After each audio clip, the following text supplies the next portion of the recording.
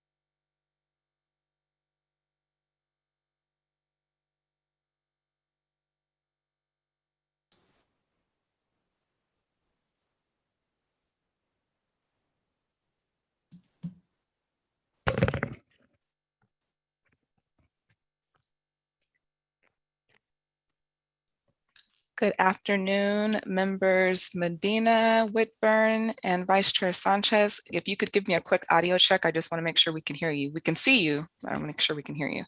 This is Enrique. Thank you. Zester. Hello. And this is Stephen. Hello. Hello, Member Martinez. Can you please give us a quick audio check? We can see you.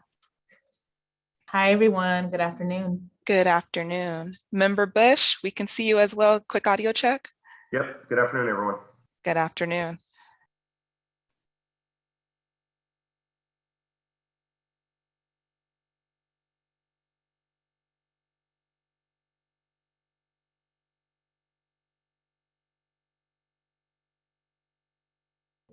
Hello, everyone. Hi.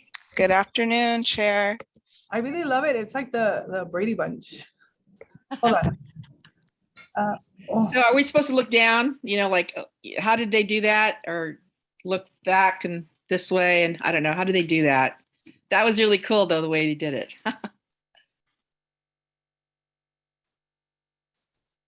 I'm sorry, we've had 3 press conferences today, so I am almost here, and both council members Stephen Whitburn and Georgette saw me at the other meeting. So we came here, and so here we go. All right. Thank you. Good afternoon, everyone. Welcome. We're going to go ahead and call this meeting to order at 1:31. The September 9th to 2021 meeting of the San Diego County Air Pollution Control District Governing Board. And I just want to clarify, are you all able to hear me well? Yeah, okay, thank you. Before we begin the meeting, I would like to inform the public that simultaneous Spanish language interpretation is available.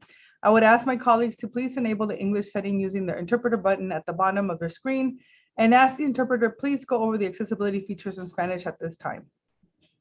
Thank you so much. Bienvenidos sean todos y muchas gracias por acompañarnos hoy. Antes de empezar, explicaremos las funciones necesarias para acceder a la interpretación simultánea al español.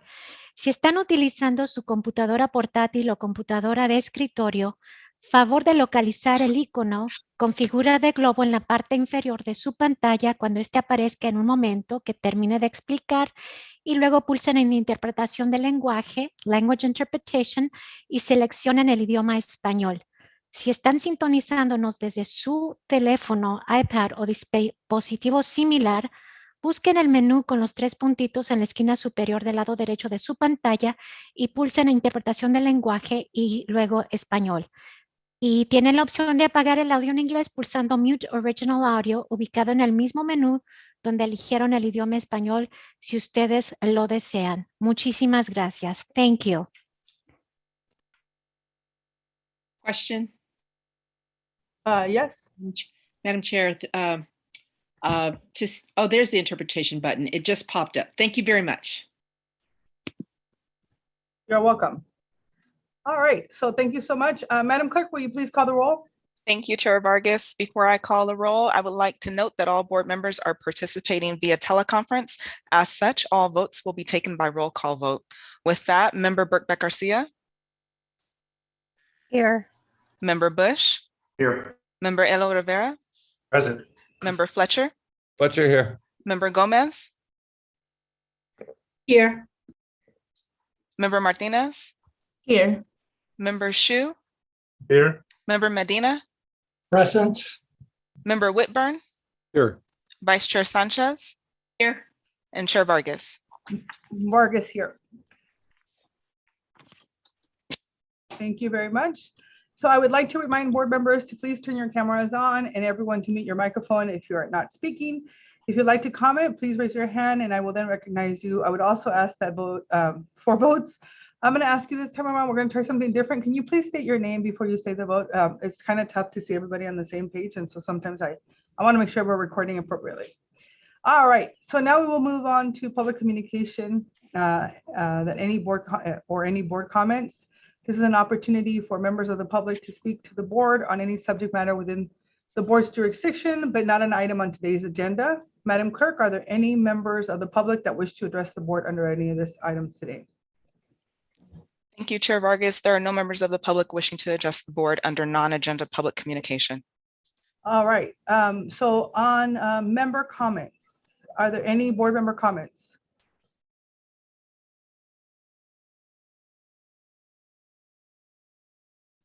Well, I just wanted to thank Mahani and I wanted to thank Domingo so much for all of their work that they've been doing. They accepted the role of interim executive co-executive directors in this process. And I've met with them a couple of times and I just want to say thank you very much for your leadership and doing all the work that you have done. It means a lot to all of us. So muchísimas gracias.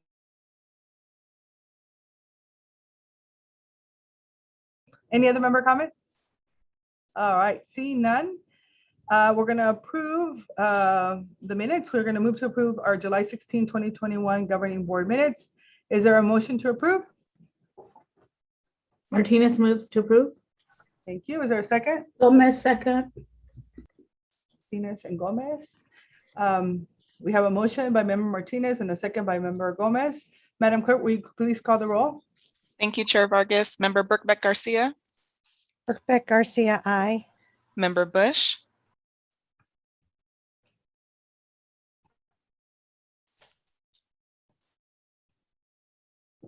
Member Bush. Yes. Thank you. Member Elo Rivera, Elo Rivera, yes. Member Fletcher, Fletcher, aye. Member Gomez, Yes. Member Martinez, Martinez, yes. Member Medina, Medina, aye. Member Shu, Shu, yes. Member Whitburn, Whitburn, yes. Vice Chair Sanchez, Sanchez, aye. and Chair Vargas. Vargas, aye. Thank you. That motion passes with all board members being present and voting aye. Thank you, Madam Clerk. Wanted to give you an update on the governance ad hoc committee because I think it's important that all of you have a briefing on the work that we've been doing. We've held 2 meetings, one on August 16th and one on September 2nd. The gist of the meeting has been we were able to present the status of the recruitment of the interim APCO. We were able to finalize the recruitment process and materials. And I want to thank all of our committee members, Gomez, Medina, Sanchez, and Whitburn for their time and their input. The APCO recruitment opened up on August 23rd, 2021, and it's going to be open for 2 months. The recruitment will close on October 29th.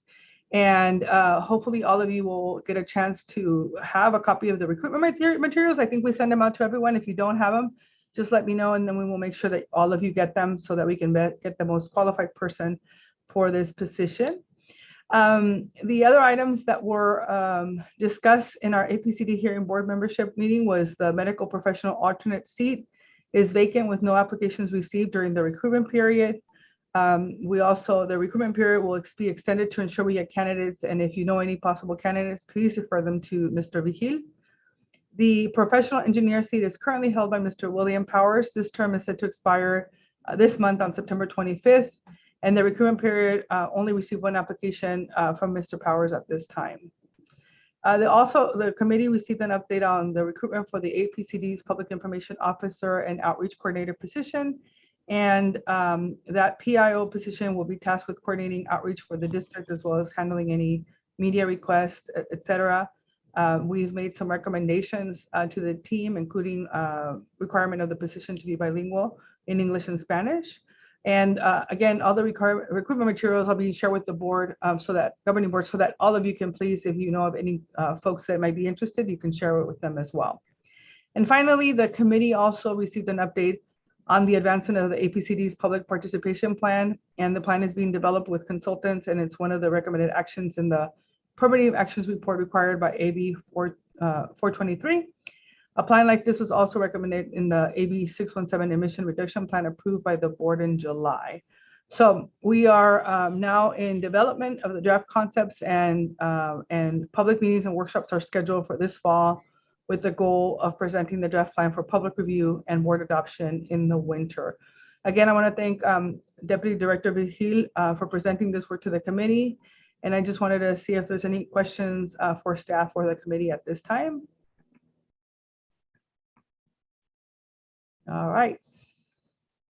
Seeing none, we're going to go ahead and move over now to, in order to keep you all informed, we're going to have the executive director space. Deputy directors are going to provide an APCD update report, and I'm going to turn it over to them now.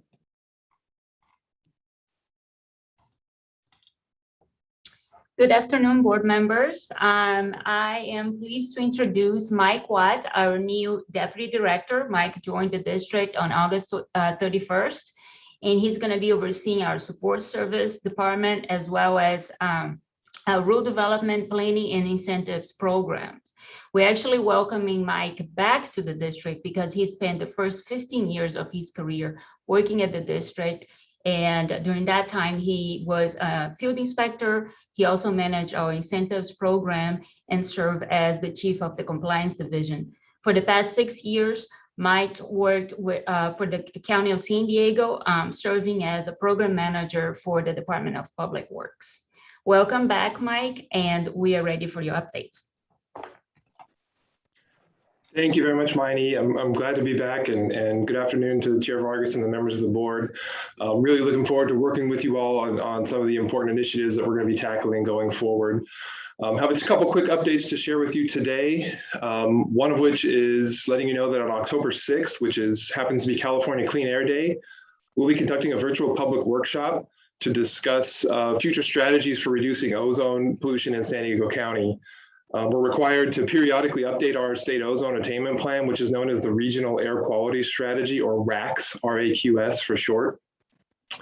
The workshop on the 6th, October 6th, which will also be available for Spanish translation, will kick off our process to update the RAQS with the new and enhanced measures, and will also give us an opportunity to solicit feedback from the public and stakeholders for how APCD can improve the plan for better readability and transparency.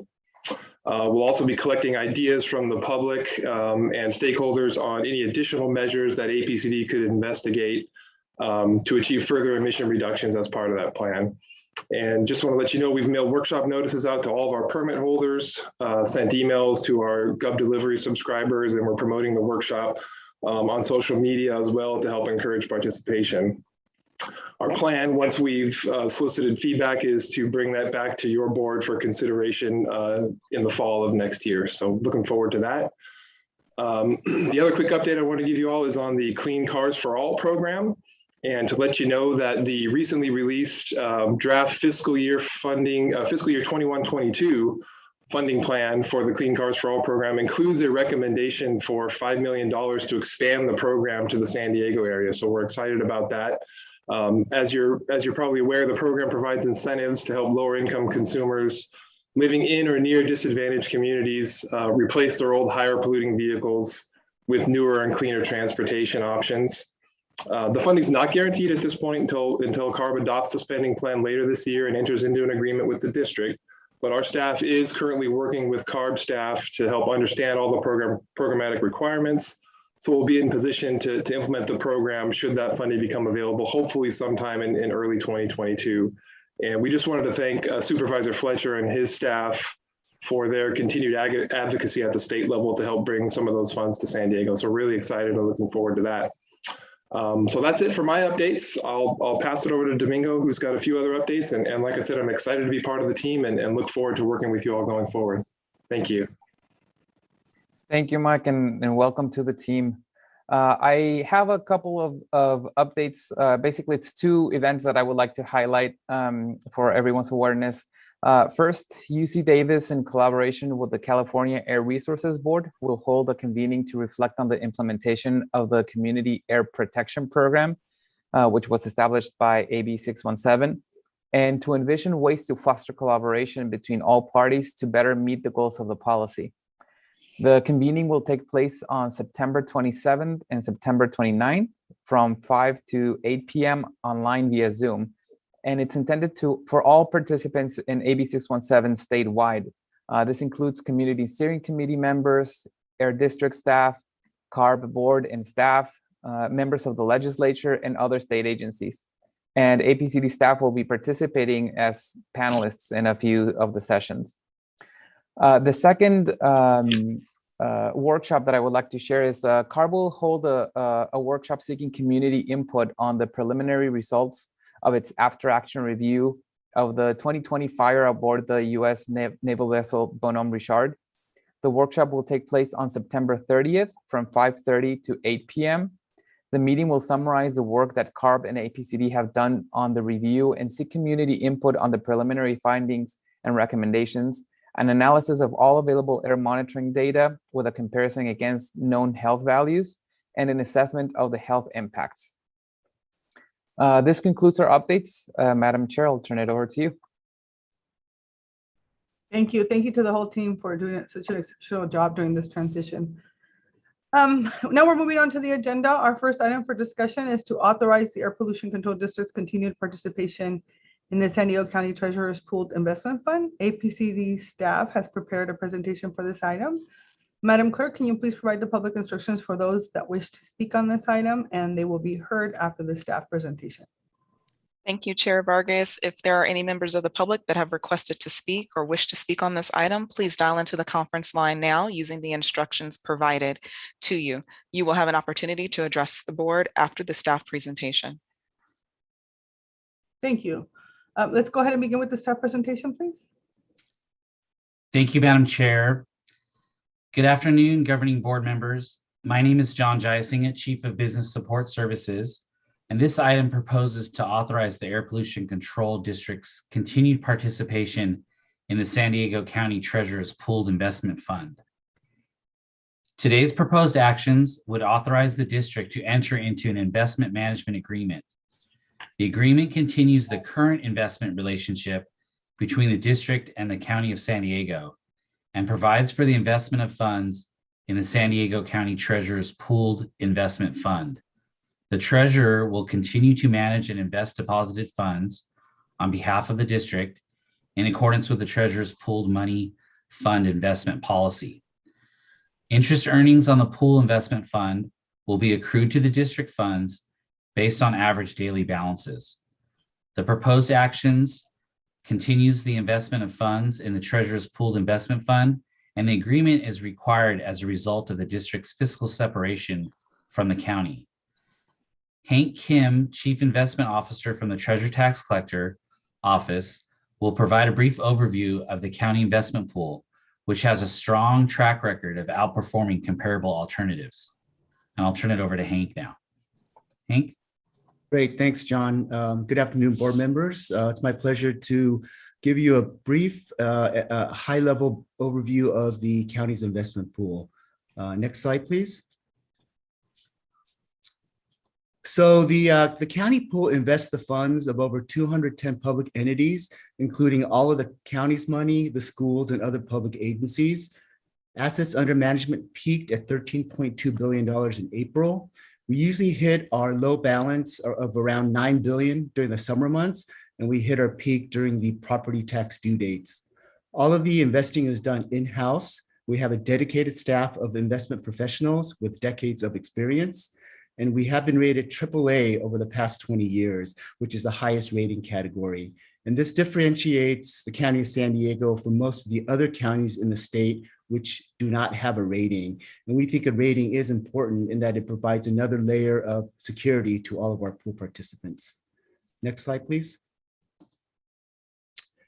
This chart highlights the dedicated resources the county has committed to managing the pool.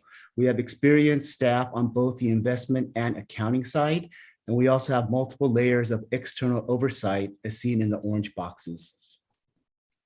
Next slide, please. This chart shows the consistent growth in assets under management over the past 15 years. Even during times of turbulence, such as the housing crisis in the 2008-2009 timeframe and the pandemic in 2020 and 2021, the pool has maintained a stable asset base. Most recently, the key drivers of asset growth has been bond proceeds, federal stimulus funding related to COVID, as well as new participants. Next slide. This chart shows the different type of securities that we are buying. We are diversified and invest in both government and corporate securities. We also carry ample liquidity to meet all of the participant needs. And I want to highlight the fact that there's no single category of security type that comprises more than 25% of the portfolio. So the whole mission here is to remain diversified in order to alleviate risk. Next slide, please. This chart shows the asset quality of the pool. And as I stated earlier, we buy only the highest quality assets that are rated A or higher. From the pie chart, you can see that almost 75% of the portfolio is invested in the highest AAA and F1 plus categories. And as you can see from the table on the right, we are buying blue chip companies with strong businesses and very solid balance sheets. And we have a very robust credit analytical framework in place that is designed to monitor our credit exposure and limit risk. And we are reporting our holdings to Fitch on a monthly basis, who then runs our holdings through their matrix to reaffirm the AAA rating. Next slide, please. This chart shows the mix of mandatory and voluntary participants in the pool. And just as a reminder, mandatory participants have to have their monies managed by the TTC. This is a code requirement, while voluntaries do not. Just over 10% of the pool is made up of voluntary participants, which Air Pollution Control District would become. And to put things in perspective, the APCD had a $80 million pool balance on June 30th, and that was versus the total pool at $12 billion. So APCD would make about just over 65 basis points or 0.65% of total assets in the pool. Next slide, please. This chart shows the performance over the pool over the past 10 years. The pool is aligned in red, and we are comparing against LAIF, which is a state-run pool, and that's the blue line, as well as the 3-month Treasury bill, which is the green line, and the government money market fund, which is the yellow line. And over time, you can see that the pool has outperformed its peers. In periods of rapidly rising interest rates, the pool will underperform. And in periods of rapidly declining interest rates, which is the current environment that we're seeing now, the pool will outperform meaningfully. And next, I'm going to turn it back over to John for some closing comments. John? Thanks, Kim. Thanks, Hank.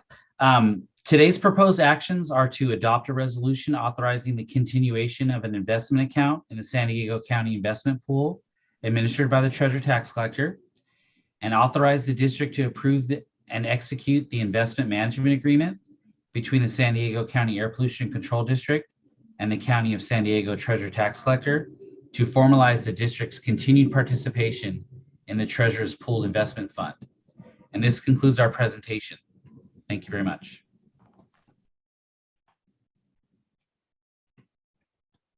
Thank you very much.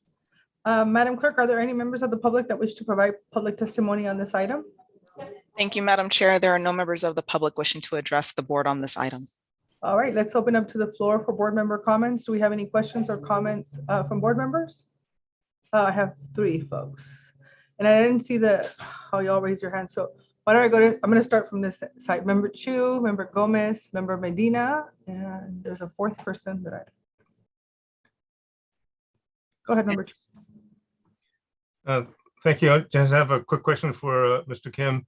You know, and like other investments that I am reviewing for my own portfolio, my family portfolio, I look at the investments that are socially responsible or investments that shy away from investing in contributing to pollution, whether it be greenhouse gas emissions or other kind of pollutions, and essentially trying to have my investment be socially responsible in my investments. Have you had any discussions of that type in this investment fund we have? Yes, it's a good question. So for the calendar year 2022's investment policy, the thought is to write a segment into the policy that allows the investment into socially responsible vehicles. Right now, the policy is silent on that issue, but we've had discussions internally, and the plan is to write something into the policy for next year. And incidentally, the policy goes up for review to the county board on an annual basis.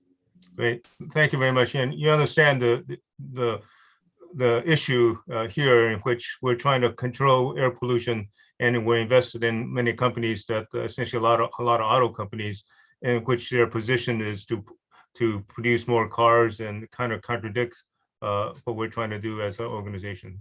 Absolutely. Thank you, Chair, and thank you, Member Shu. Actually, that was going to be the question that I had in terms of eventually us trying to figure out a way in which we could create a policy to really direct the treasurer on where we would want our money to be invested. And definitely trying to not invest in the fossil fuel industry makes total sense, just because of our overarching responsibility minimally. So I'm glad that that's the direction. So I'm looking forward to seeing that policy be brought forward. Thank you. Member Medina? Thank you, Chair. Thank you, Mr. Kim. I also wanted to second my fellow members' concerns. But I did want to ask a question of the growth that you showed. How much of it was from adding new money to the fund, and how much was it from the performance of the funds themselves? I would say the asset growth is primarily driven by new monies coming in. Keep in mind, this is a liquidity pool that's really designed to serve the short-term needs of our participants. Okay. So any interest income earnings are really distributed back to the participants, which they'll use for their various programs.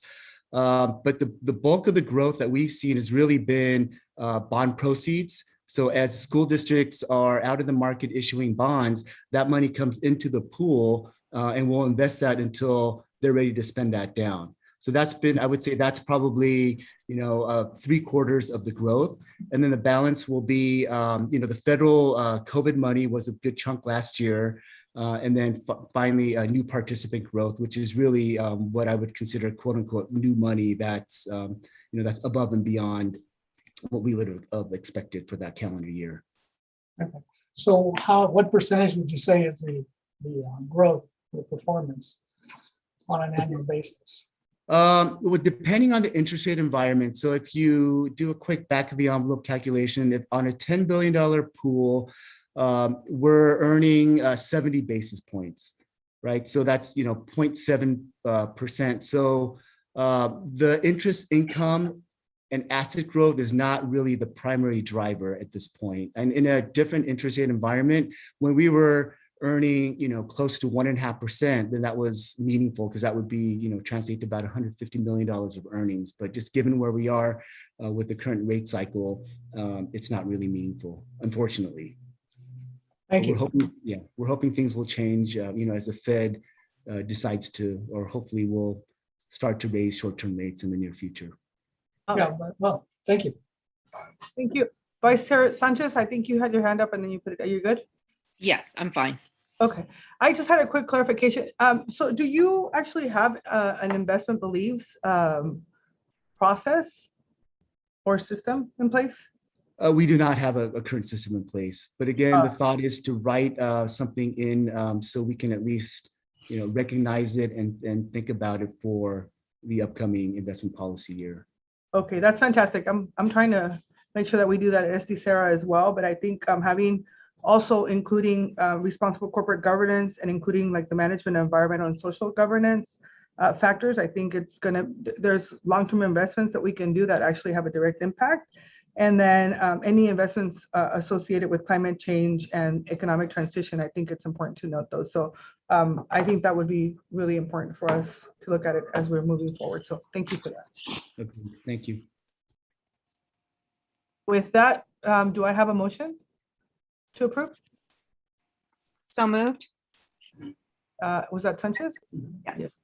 A second? Martinez, 2 second. seconds. Okay. Member Martinez second. So we have a motion by Vice Chair Sanchez, and then we have a second by Member Martinez. Madam Clerk, can you call the roll, please? Thank you, Chair Vargas. Member Birkbeck Garcia, Birkbeck Garcia, aye. Member Bush, Yes. Member Elo Rivera, Elo Rivera, yes. Member Fletcher, Fletcher, aye. Member Gomez, Yes. Member Martinez, Martinez, yes. Member Medina, Medina, aye. Member Shu, Shu, aye. Member Whitburn, Whitburn, yes. Vice Chair Sanchez, Sanchez, aye. Chair Vargas. Vargas, aye. Thank you. That motion passes with all board members being present and voting aye. Thank you, Madam Clerk. Our next item for discussion is an adoption of proposed amendments to Rule 69.22, which is medium boilers, process heaters, and steam generators. We have a presentation by our Apcd staff. Madam Clerk, can you please provide the public instructions for those that wish to speak on this item? And then we're going to hear them after the staff presentation. Thank you, Chair Vargas. Any members of the public that would like to speak on this item, please dial into the conference line now using the instructions provided to you. You will have an opportunity to address the board directly following the staff presentation.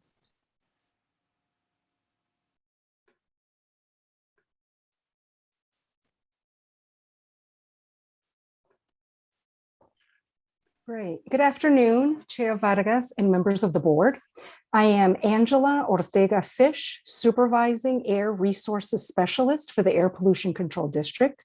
Today, I am presenting proposed amendments to District Rule 69.2.2, titled Medium Boilers, Process Heaters, and Steam Generators. Next slide, please. The medium boiler rule was adopted The medium boiler rule was adopted on July 8th, 2020, and became effective this past July 1st. The rule controls and reduces air pollution that contribute to ozone. Specifically, it controls oxides of nitrogen, or NOx, from these medium-sized boilers. These units are commonly used to provide hot water or steam at facilities such as hospitals, college campuses, and military installations. The rule specifies low NOx emission limits for new boilers, requires facilities to obtain a district registration for new and existing boilers, requires annual maintenance for all new and existing boilers, and requires manufacturers to certify that all new units sold in San Diego County comply with the emission limits specified in the rule. Next slide, please. The proposed amendments are needed to allow manufacturers to certify custom units after the units have been installed and tested. While the large majority of medium-sized boilers that are sold in San Diego County are off-the-shelf units that have already been tested prior to the units being sold, there are a small number of units that cannot be tested prior to installation. A facility may need one of these custom units based on operational needs or space restrictions. The amendments are also needed to address the Environmental Protection Agency's recent comments identifying necessary rule updates needed for federal approval of the rule. The comments include clarifying rule language and updating the test methods section. Next slide, please. The manufacturers are currently required to certify with the district all new units 30 days prior to selling, offering for sale, or installing any unit within San Diego County. They have to test the units to confirm compliance with the emission limits specified in the rule, and they have to submit all test data to the district for verification. For off-the-shelf units, the testing can be performed at the factory on that single unit model that will be mass produced. This is not possible with custom units, as the testing must occur under normal operating conditions. The proposed amendments will provide flexibility to manufacturers of custom units by allowing them to certify the units after installation. Manufacturers would be required to perform the necessary testing within 30 days after installation of the custom unit and to submit all test data to the district for verification within 30 days of conducting the testing. As part of our stakeholder engagement process, the district reached out to over 3,500 permit holders, stakeholders, and industry groups through direct mailings, one public workshop held in July 2021, and the posting of information on the district website to present this proposal and obtain feedback. No issues were raised to the district, and there was no opposition to the proposed rulemaking. In closing, today's recommendations for your consideration are to find that the proposal is exempt from the California Environmental Quality Act, or CEQA, and adopt the resolution adopting amendments to Rule 69.2.2 as proposed. This concludes the staff presentation. We are available to answer any questions. Thank you. Thank you so much for that presentation. Madam Clerk, are there any members of the public that wish to speak on this item? Thank you, Madam Chair. We have no members of the public wishing to address the board on this item. Okay. Are there any members of the board that have any questions? Oh, here you go. I'm going to start with Member Gomez. Thank you, Chair, and thank you for the presentation. I just have one question. I'm part of this advisory board at the state that is looking at updating the scoping plan for AB 32. So I've been learning a lot technical information. So I'm going to share some of that in the form of a question. So one item that was discussed yesterday in the workshop was black carbon, and one of them was hydrofluorocarbons. Would this have that? Or HFCs? In other words, they're known as HFCs. I do not believe that it would. Usually boilers produce just oxides of nitrogen. Okay. Okay, just wanted to ask that just because I know that they're known to be utilized for ACs, refrigeration, and such. So I wasn't sure if it translated that into this technology. So it's good to hear. Thank you. And I'll be happy to make the motion if need be. Thank you, Member Gomez. We have a motion. And then Member Chu. Sure. So thank you for the report. And I have a quick question for Angela. So in practicality, I'm worried that a building or one of these gets installed, and then what happens when if it doesn't pass? are they allowed to continue to operate and open and use the facility? What kind of hardship does that give this hospital that needs this boiler to operate? Are we going to give them a waiver until they fix it, or within 60 days or something like that? But in practicality, what really happens if they fail to meet the standards? Through the chair, board member Chu, no, the facility would not be able to operate this particular boiler should the testing not pass. The manufacturers are allowed 30 days to conduct the testing. If it doesn't pass during the first test, they will just have to make adjustments to the process and test again. And the registration that the facility receives for the boiler will state that they are not allowed to operate if they're not complying with all the rule requirements. And if they do operate, they will be subject to enforcement action. Thank you. I just think it places, sometimes it puts us in a bad position because we get to play the real harsh cop in this sense, particularly when it may be a facility that didn't get any warning that it was going to pass, and thus they have to be shut down essentially. So I hope the folks who buy these boilers have some kind of guarantee that even though it's a custom made one, that it's going to pass, otherwise they're going to get their money back.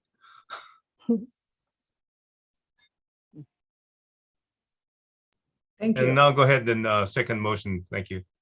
And just to clarify, for the acting executive director, it's only the adoption of the resolution, right? For the motion, Domingo, or?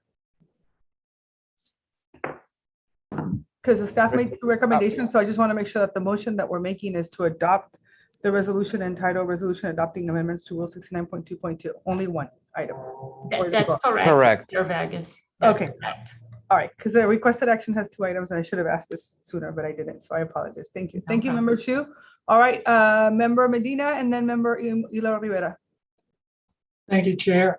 Yes, I just wanted to follow up on what the enforcement actions are and whether whether this unit can be operating out of compliance and for how long does an enforcement action take? And what is the net effect of that? Through the chair, board member Medina, thank you for your question. Usually facilities know in advance that they would have to replace a piece of equipment. And normally there would be more than one on site, or they would bring in a temporary unit that would be permitted or, on a temporary basis until the unit is up and running. I guess that's not really my question. My question is, let's say you start an enforcement action because of non-compliance.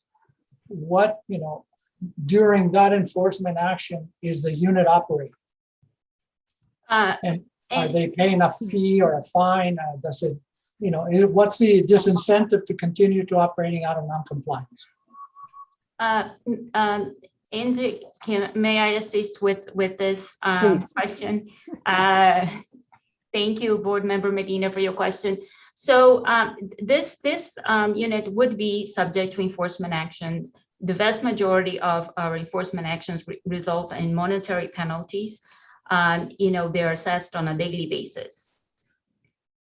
So that's, if a facility is out of compliance, we would take enforcement actions, and there would be monetary penalties associated with that. Now, I also wanted to clarify that this change will only impact a small number of boilers. The vast majority of the boilers would be able to be tested prior to installation. So this is only going to impact, a very small number of boilers. Thank you. Thank you, Member Hilo Rivera. Thank you, Chair. Actually, Member Shu asked my question, so all good there. Thank you. Thank you, and thank you for the presentation, Ms. Angela, and the rest of the team. So We have a motion by member Gomez and a second by member Shu. Is Chair Vargas. Yes, ma'am. I'm sorry. I wanted to just clarify that we are also asking the board to find that this is exempt from the California Environmental Quality Act. So there actually are two actions. I love it when I'm right. Okay, so we're gonna make the first motion. See, we're gonna make the first motion and then the second motion. So can you, Madam, to our attorney, can you please read the first motion? Sure. It's find that the adoption of proposed amended Rule 69.2.2, medium boilers, process heaters, and steam generators is categorically exempt from the provisions of the California Environmental Quality Act in accordance with staff analysis. All right, member Gomez and member Chu, are you okay with motioning and seconding? Yes. I just want to make sure. Yeah. Okay. All right, we got a motion. Madam Clerk, can you call the roll, please? Thank you, Chair Vargas. Member Birkbeck Garcia, Birkbeck Garcia, aye. Member Bush, Yes. Member Elo Rivera, Elo Rivera, yes. Member Fletcher, Fletcher, yes.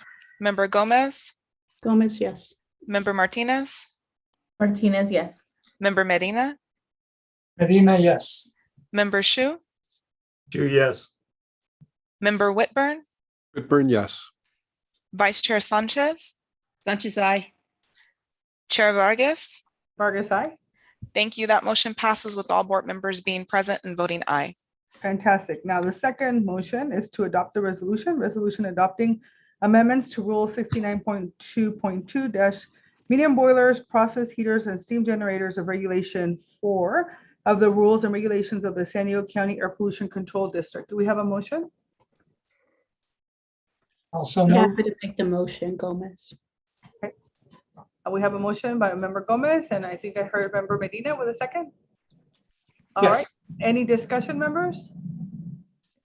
Seeing no discussion, Madam Clerk, can you call the roll, please? Thank you, Chair Vargas. Member Birkbeck Garcia, Birkbeck Garcia, aye. Member Bush, Bush, yes. Member Elo Rivera, Elo Rivera, yes. Member Fletcher, Fletcher, yes. Member Gomez, Gomez, yes. Member Martinez, Martinez, yes. Member Medina, Medina, aye. Member Shu, Shu, aye. Member Whitburn, Whitburn, yes. Vice Chair Sanchez, Sanchez, aye. Chair Vargas. Vargas, aye. Thank you. That motion passes with all board members being present and voting aye. Thank you. Item number 3, our next item for discussion is the 2020 Permitting Actions Report required by Assembly Bill 423. APCD team has prepared a presentation for this item. Madam Clerk, can you please provide the public instruction for those that wish to speak on this item? They will be heard after the presentation. Thank you, Chair Vargas. Any members of the public that would like to speak on this item, please dial into the conference line now using the instructions provided to you. You will have an opportunity to address the board at the conclusion of the staff presentation.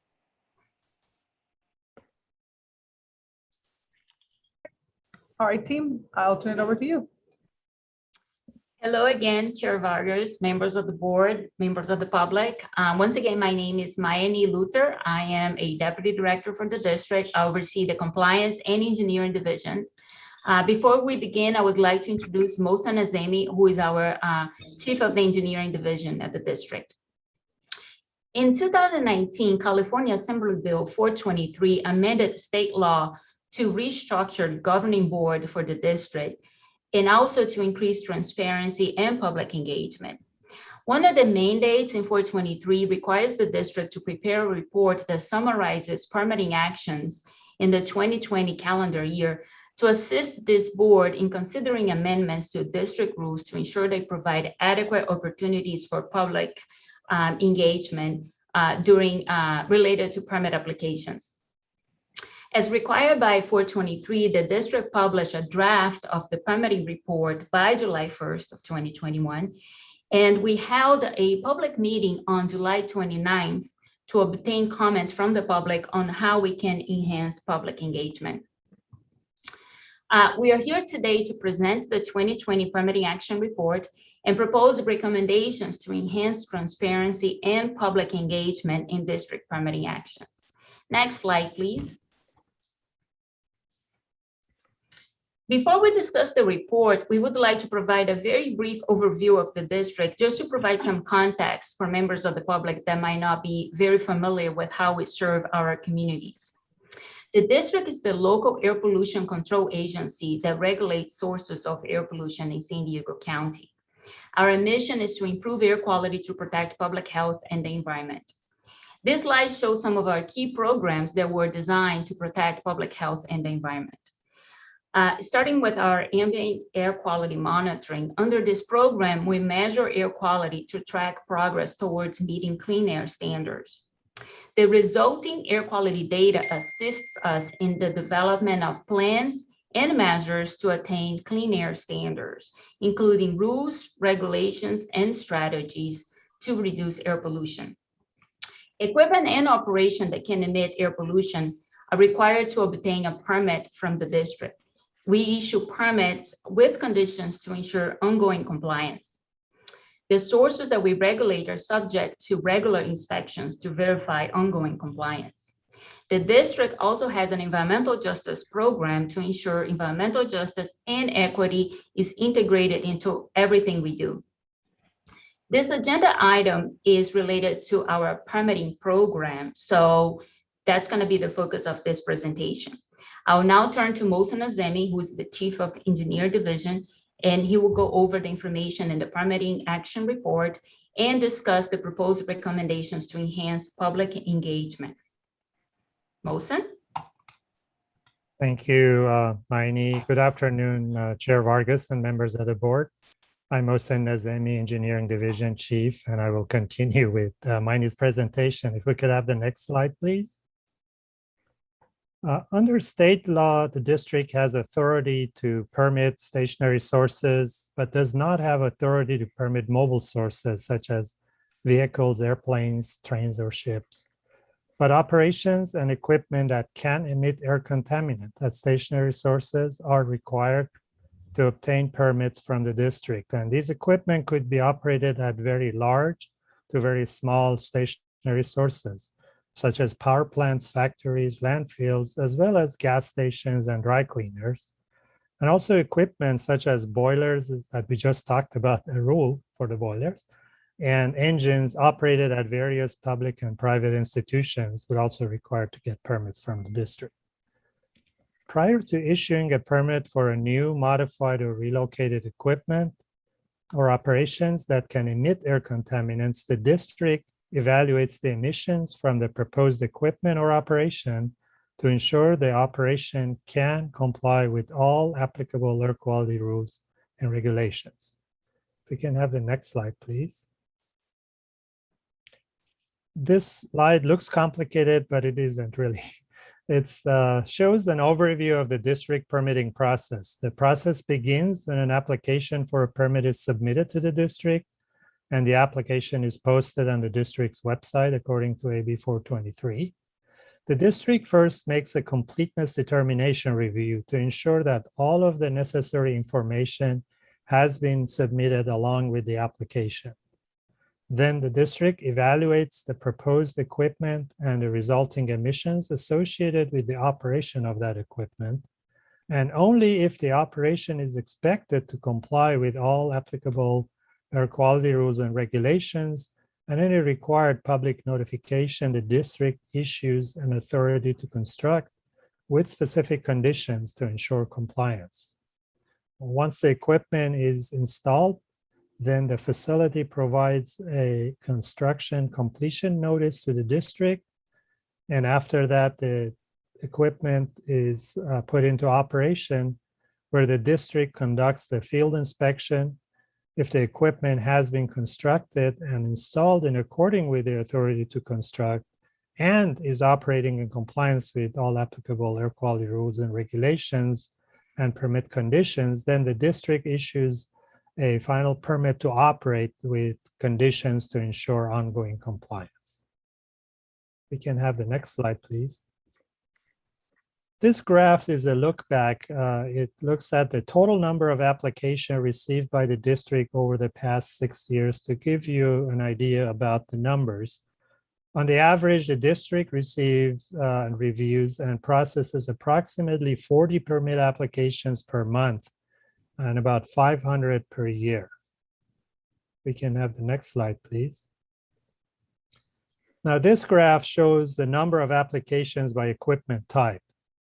And as can be seen in this graph, the most permit application received and processed by the district are associated with combustion sources such as internal combustion engines.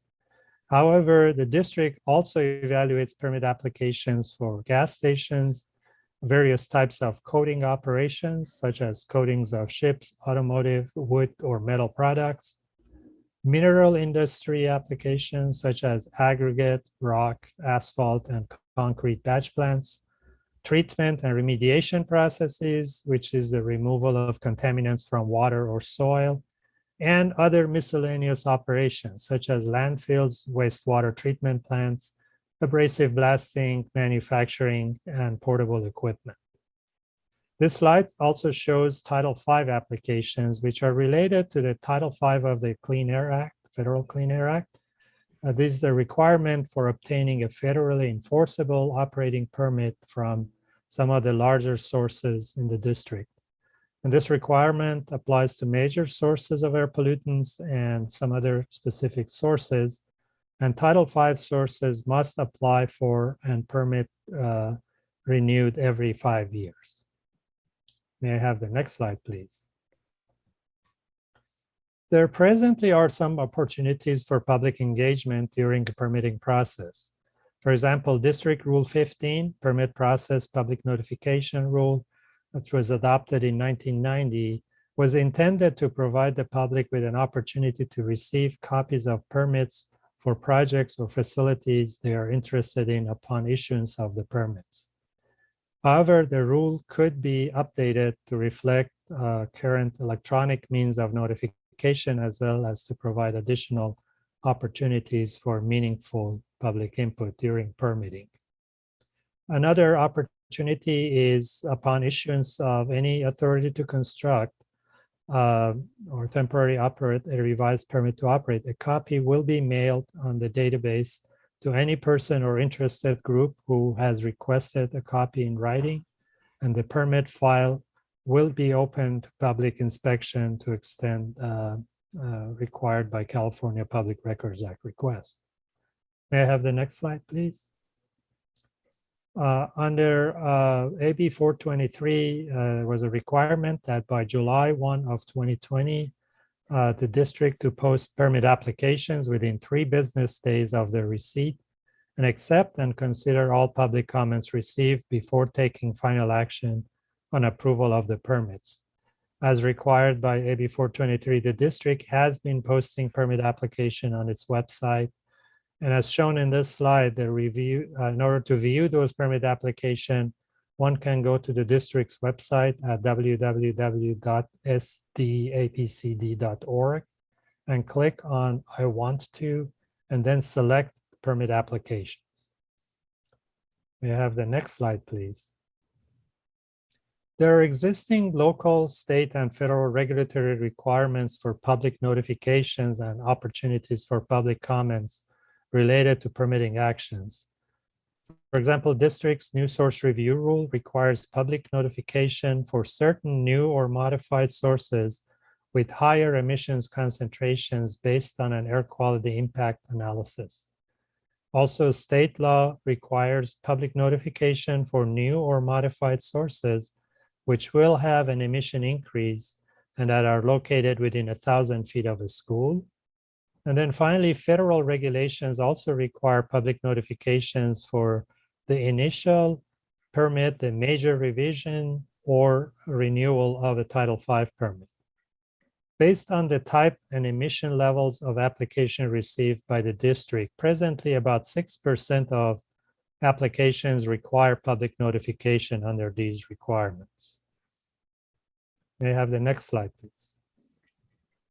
As previously mentioned by Ms. Maini Luther, one of the mandates in AB 423 requires the district to prepare a report that summarizes permitting actions in the 2020 calendar year.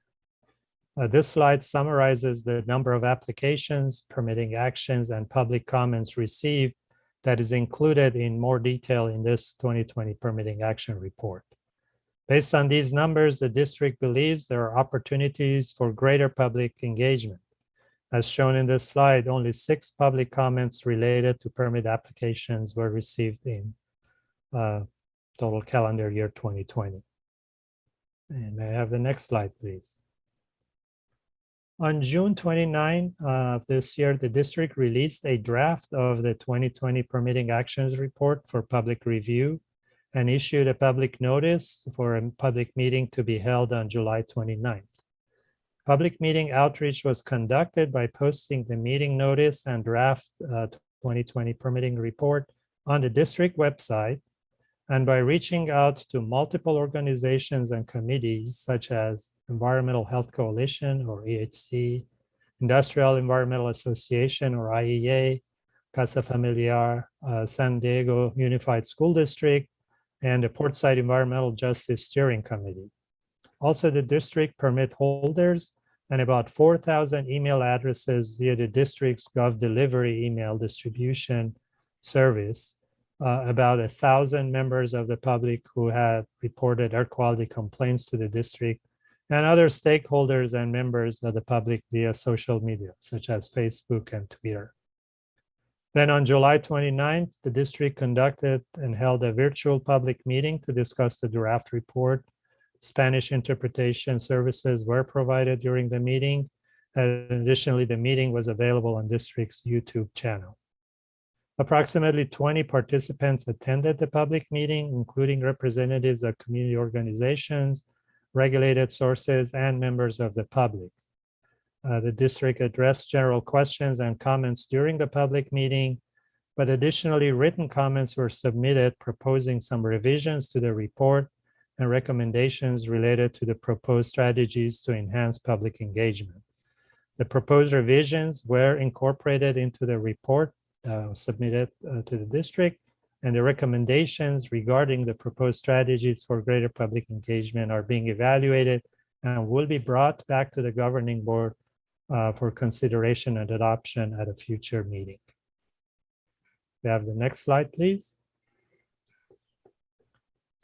Public engagement is a critical element to effectively serve our communities and public health and welfare of San Diego residents, businesses, visitors, and others.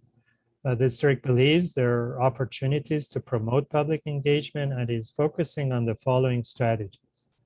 First is to develop a public participation plan that establishes a comprehensive outreach process to inform all communities about the district's roles and responsibilities as they relate to permitting requirements, and to inform the public on how to inquire and submit comments regarding permitting actions under district review.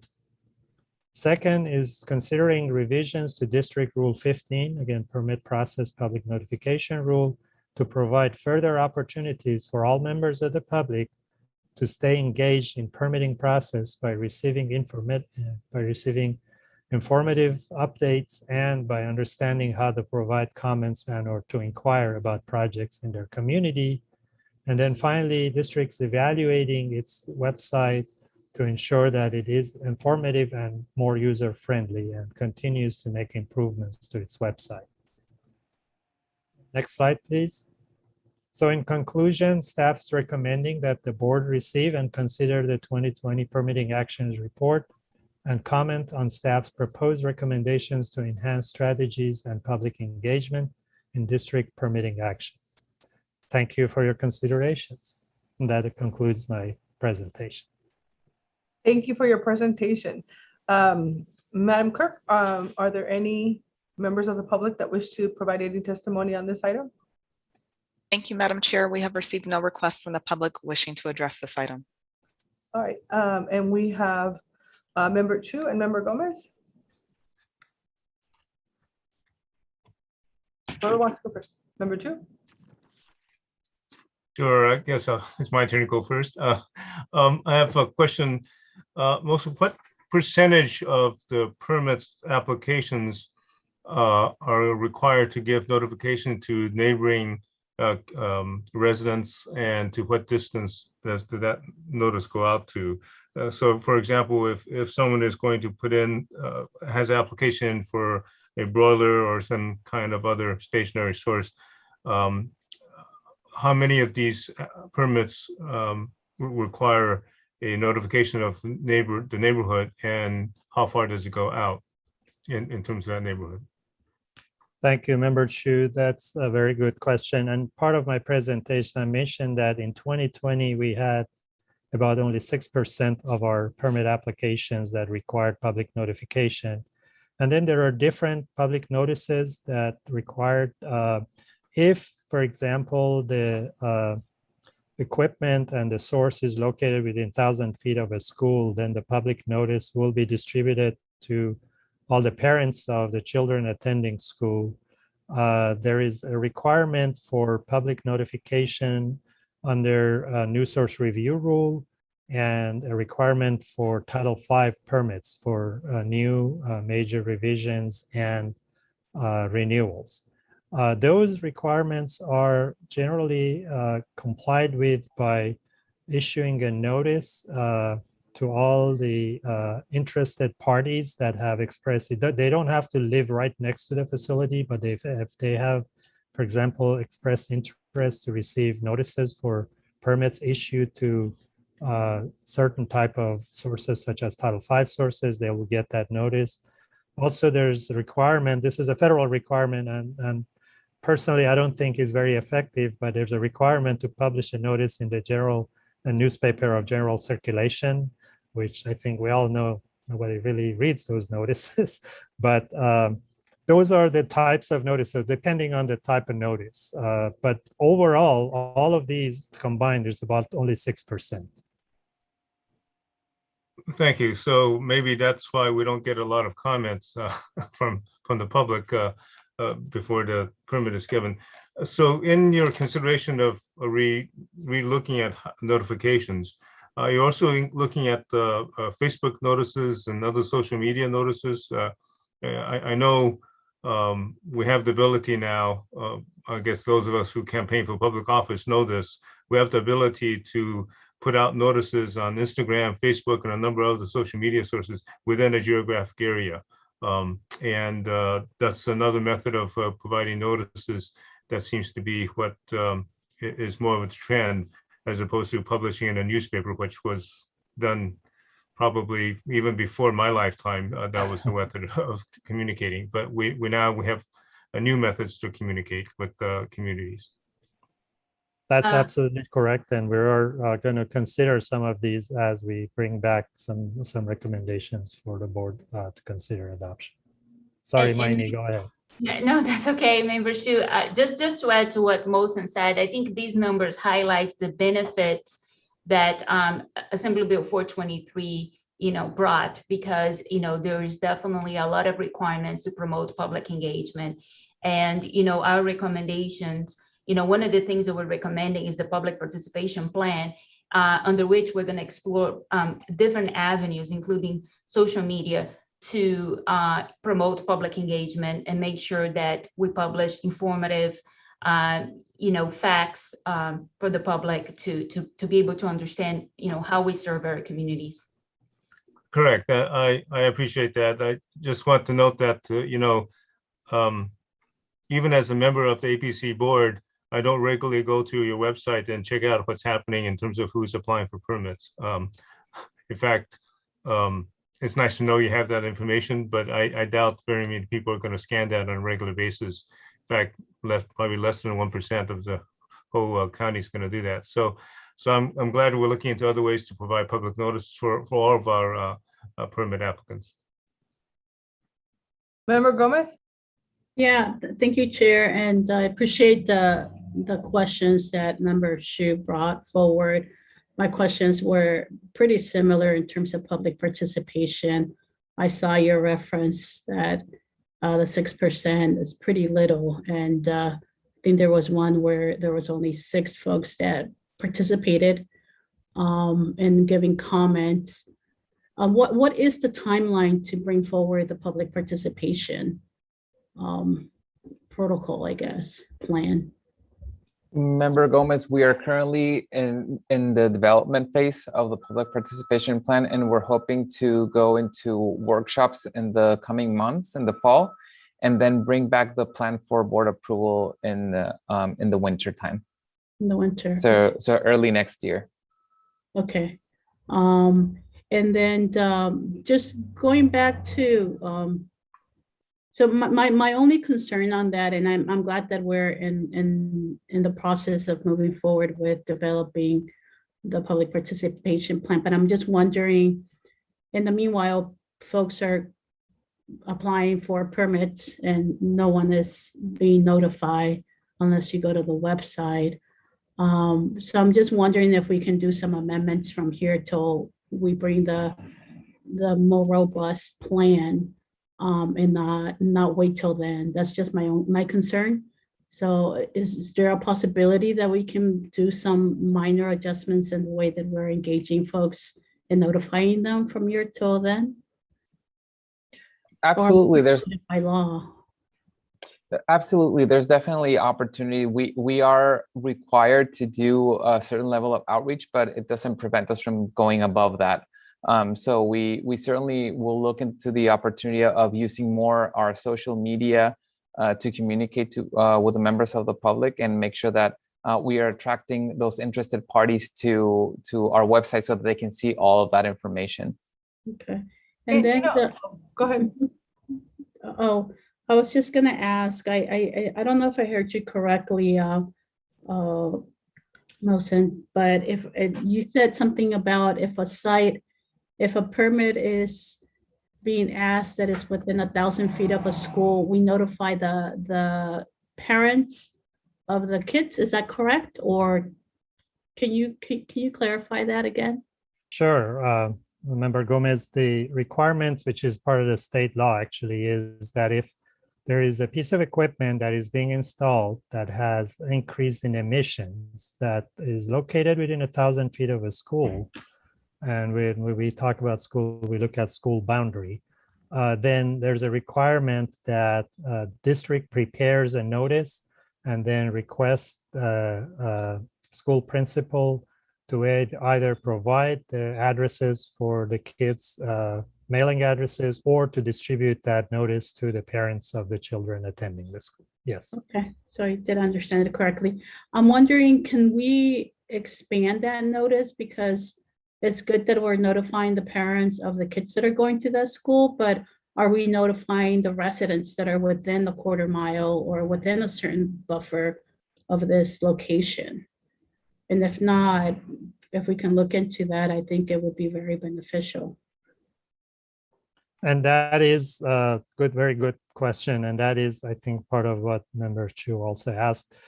These are some of the changes that we are considering and looking into when I suggest that we're going to bring back a rule for the board adoption with adding some additional requirements. Yeah, no, I heard that, but I think I'm asking for a hybrid here. I wouldn't want us to improve our public participation till the winter, because we're going to do a robust outreach process, and I'm happy to hear that. But in the meanwhile, there are permits that are being issued and we're not engaging the folks that need to be engaged. So I'm just hoping that staff, I'm just asking staff to perhaps come back with just interim improvements to the way in which we're notifying folks. Yeah.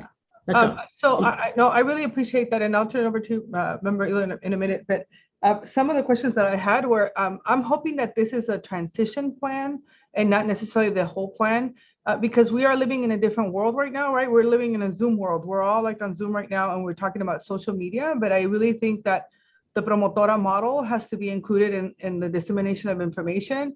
And then I think for Member Gomez's thoughts specifically around what can we do right now, there are tools that we can use, for instance, texting, right? Where a lot of our communities who don't have access to social media can get a text. I mean, the county does this where a new, like CalFresh or some of these other programs where immediately the information goes out and people can go to a link and it's in different languages and they can get the information. And then there's automated phone calls that people get. I know because I'm signed up for my dad. So I get all these calls and all these texts. And I don't know that I would get it in social media because I have so much social media. Like, I mean, obviously I'm active in the community, but I'm thinking about a person who's having to work all day and how tough it is to even get on your Instagram or anything like that, and the language issue as well. So I think there's some things that could be done like in a really short term, and the cost is not that high because I know I've used it for campaigns that I've used, not just political, but other campaigns that I've done that the team may consider. So could we have you all look into that and then come back with some proposals at the next board meeting to inform us of some of those opportunities? And maybe if you have any questions, you can reach out to some of us that are interested in sharing some of our experiences and outreach as we're moving. And then you have the bigger plan that you're going to work on. And again, I think that plan has to be a phase 1 plan, and then you have a phase 2 plan, because right now we are in a very different world, the COVID world, which is, you know, Zoom and stuff. And we're going to have a second plan that is much more inclusive. You know, I read that there was like 20 people who participated. That's not really reflective of the communities as a whole. And social media is not the best way to reach out some of our communities. And so anyway, that were my 2 cents on that. Member Rivera, and I said it because I don't want to forget, I'm getting old, so I forget things. Member Rivera? Elo Rivera, pardon. Well, good. Thank you, Chair. I'm actually thinking about the MTS meeting that I was at this morning, Chair Fletcher, the conversation we had about restrooms. And I know that there's a goal stated here or referenced about, I want to make sure I get the language right, making sure all members of the public, making sure all members of the public are aware of how to access permits. I think that it's important for us as a board to communicate our goals really clearly, because it'll be difficult for staff to put together a plan to achieve goals that have not been clearly articulated. And so I think it sounds like we have a lot of thoughts and expertise about some of the strategies and tactics that Apcd can use to get the word out better. But again, I think we probably should be being very clear about who it is that we want to be communicated to, the prioritization of communities, if we do want to prioritize, just so that the plan that is delivered to us is done so with our goals in mind. And so I don't have super strong feelings about what those goals are. I do think that they need to be more clearly articulated than they have been thus far. Obviously, I think that our goals should be, and I don't think that our board will have any trouble doing this, but make sure that equity is front of mind when we put those together. But again, I just want to emphasize the importance of us like really being clear with the goals put forward to staff, so that when that planning is done, which I think is super important, and appreciate staff, being intent on bringing us a plan, that the plan that they are putting together is on track with the direction that the board wants to go. So that concludes my comments for now, Chair. I appreciate the time. Thank Chair you. Vargas, if I may make a quick comment on that, just following up on Member Ilo Rivera's comments. As part of the framework that we're preparing for the public participation plan, we will identify specific goals that we want to get community input on, and we will certainly come back to the board, not until we have the final plan to approve, but just earlier on to provide an update and make sure that we're on the right track with all of the different priorities that your board might have in mind, as well as the input that we receive from the community. Thank you, Domingo. And if it's okay with the chair, if I can request that the board, make some sort of explicit approval of the goals before we get too far down the road. That way, you all don't end up doing a bunch of work again in pursuit of goals that aren't actually priorities of the board, and that the board is proactive in providing direction to you all earlier rather than later. All right, any other member comments? Vice Chair Sanchez? Thank you, Madam Chair. Just briefly, I wanted to add on to the comments about the notifications to schools. I wanted to, I believe Oceanside Unified still uses Peach Jar. Is it Peach Jar? To notify parents of things. And of course, we still have a digital divide here in Oceanside. And we do have neighborhood-based organizations. And I wonder if those notifications could also go to those neighborhood organizations and of course, any clinics, healthcare organizations in the area as well. Thank you. All right, anything else? Any questions from the staff or Mr. Nasemi? Well, your staff is. Anything else? Any questions that you have of the board so that we have clear direction? Membership. I don't have any questions from the board. No, thank you, Madam Chair. Okay, Member Shu? I have just one last quick comment. I know all this is new for staff. It's a huge workload, a new workload. And so it's going to be difficult to break new ground and move ahead on this this requirement to do better notification. I also want to throw out there another layer of measuring success, which is outcome measures, so that we do have a benchmark of where we are now in terms of notifying communities, and we have a method of measuring how much better we're getting and where we need to get to have a particular level. So typically, when I'm in a community, I hear comments from the public like, I didn't know that was going to happen. I didn't know that was going to go up. I didn't know that building was going to go in, or so that's most of the comments I get from the public. And we're always going to get a certain degree of that. But we need to be able to measure that to some degree and to come up with a comfort level of reducing that to a level that we can, that we want. It wouldn't be right if you go to a neighbor of someone who's asking for a permit and that neighbor has no knowledge that what is going on. We have guidelines in the city. If I'm going to make do something to my property that's going to be a change from what exists now, that's going to have an effect on my neighbors all notified, and they're given paper notifications, and sometimes the city does more than that. So we need some kind of standard like that and some way to measure it, so we have an outcome measure, and that may take us a long time to get to that point, but I hope we can look towards that kind of benchmark and goal as we go forward. Member Martinez, thank you, Member Chu.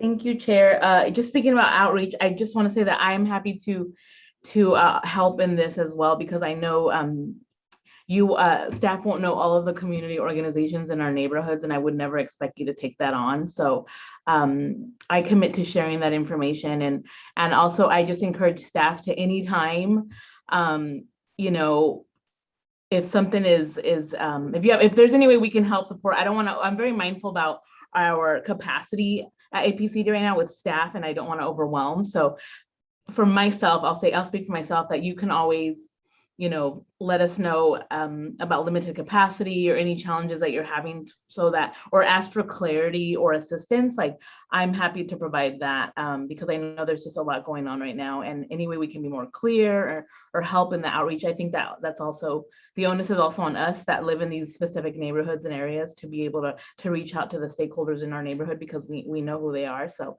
I just want to encourage staff to also reach out to us board members if you need help in any way. Well, Member Martinez, you beat me to the punch, because I was actually thinking about how do we maybe create, I don't want to create another committee, because I know a lot of people have a lot of other meetings going on, but maybe you can have one meeting, right, where you have a couple of board members, 2 or 3 board members that are willing to just, you know, connect with the folks that are putting the plan together and provide some feedback and guidance. I think Apcd Council, I think we can do that without having to form an actual committee. You can, it's an informal conversation with some of the members that can provide some feedback. Is that something that people, if you're interested in that, I think you can let our interim deputy directors know, and then we can move forward with that. We can do that, right, Ms. Torres? Yeah. Yes, it is a short-term task force or something along that line, I think would be fine. Or just, you can reach out to staff at any time, of course. Okay, so if anybody's interested in a task force of that sort, and then just let me know, and then I'll let the team know that. We'll make it easy that way. How about that? And then, because I know we all have different ideas and recommendations.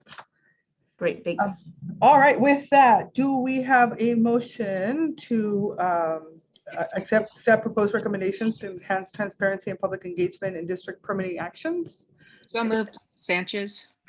Thank you. We have a motion by Vice Chair Sanchez, Gomez, second. second by Member Gomez. And Madam Clerk, can you, any other discussion? I think we're good. All right, can we go ahead and call the roll, please? Thank you, Chair Vargas. Member Birkbeck Garcia, Birkbeck Garcia, I. Member Bush, Bush, yes. Member Elo Rivera, Elo Rivera, yes. Member Fletcher, Fletcher, aye. Member Gomez, Gomez, yes. Member Martinez, Martinez, yes. Member Medina, Medina, I. Member Shu, Do I? Member Whitburn, Whitburn, yes. Vice Chair Sanchez, Sanchez, aye. Chair Vargas. Vargas, aye. Thank you. That motion passes with all board members being present and voting aye. Thank you, Madam Clerk. I appreciate that. So our next item is a closed session item, item number 4. APCD Council, would you like to read the item for us before we go to closed session? Or is it Mr. Norvell? I'll be handling, Madam Chair. Thank you. Okay. The governing board will now enter closed session for the 4 items listed under item 4 on the agenda. The closed session items are public employee appointment for the Air Pollution Control Officer and interim Air Pollution Control Officer, and labor negotiations related to each of those positions. The district's representative for labor negotiations is Brandy Winterbottom Whitney from the San Diego County Human Resources Department. This Zoom meeting will remain online while the board's in closed. After the closed session, the board will return and any reportable actions will be stated.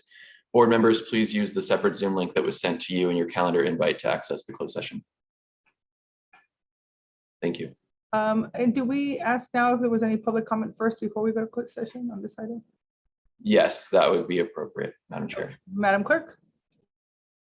Thank you, Madam Chair. We have received no requests from the public to address the board on this item.